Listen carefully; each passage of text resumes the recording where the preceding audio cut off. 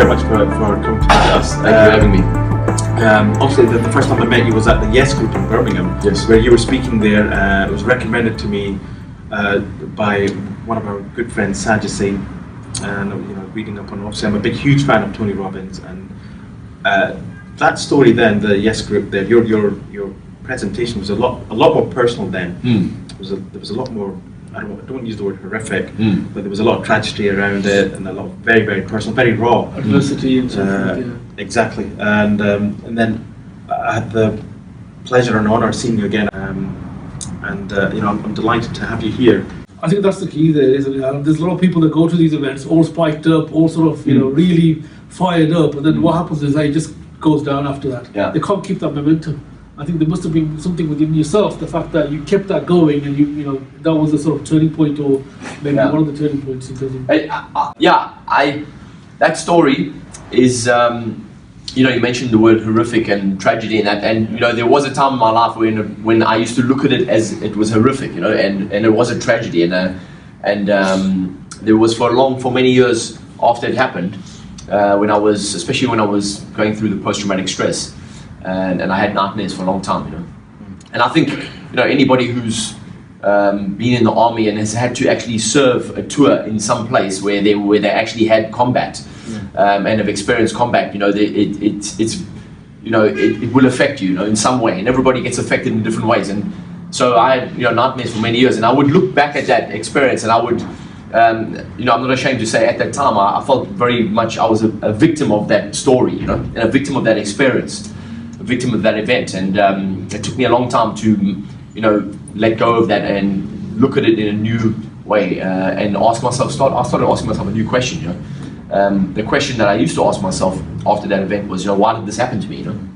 And soldiers go through a lot of guilt, when they come back from a place like Afghanistan or Iraq, or when the British soldiers were in Ireland, and any soldiers who come back from a place of combat where they've lost friends and seen things that that was extremely unnatural, and they've participated and done things that they, is against your true nature.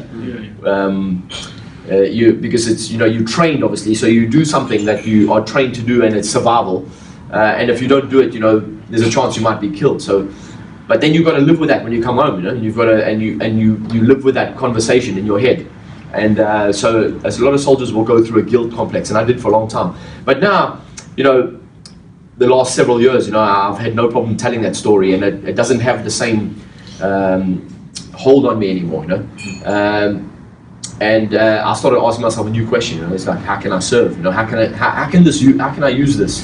How can you serve differently? Yes. You served your country in a different capacity, and now you're serving. I don't want to use humanity, but you're helping others in a different way completely now. And I think. Coming on to Tony Robbins, how did that journey start? I mean, did Tony Robbins come into your life a lot later? Or were you, looking for answers, Was that part of the process of healing or? I think. Well, I mean, I left South Africa in 1990, March of 1990, and I had an invitation to come to London by a friend of mine, and it was a letter, and he said, "You've got to come to this place," and that's all I needed to hear, really, to pack my bags, threw some clothes in a backpack, and came to London. And the very first book I bought when I arrived in London, I had only been in London for about 4 weeks, I reckon, and I was at Victoria Station, and I walked into a W.H. Smith, and I was looking for a book to read, and this book jumped out at me. It was Unlimited Power by Tony Robbins, and it had the cover. I remember the cover. I've still got that book. It's dog-eared now. It's got a coffee stain on it, and it's lots of notes and highlighted.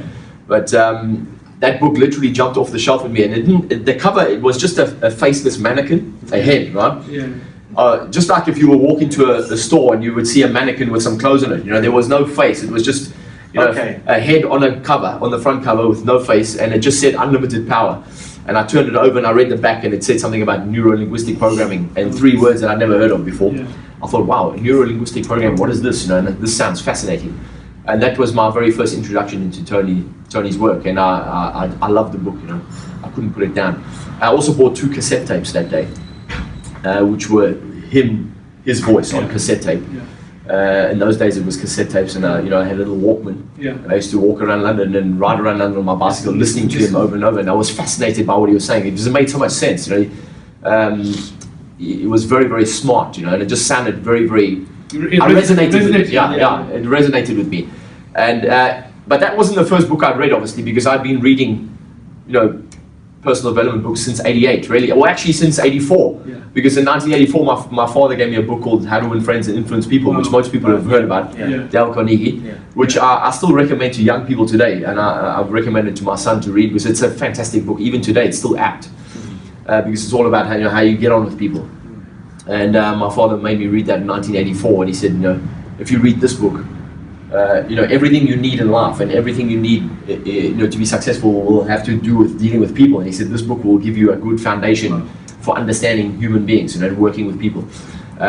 So, when I arrived in 1990 and I bought this book, Unlimited Power, it was I don't know, I'd been reading many books prior to that moment, but that book really, I thought, wow, this guy sounds, this makes sense, But it was much, much later on, 9 years later, when I actually saw Tony live.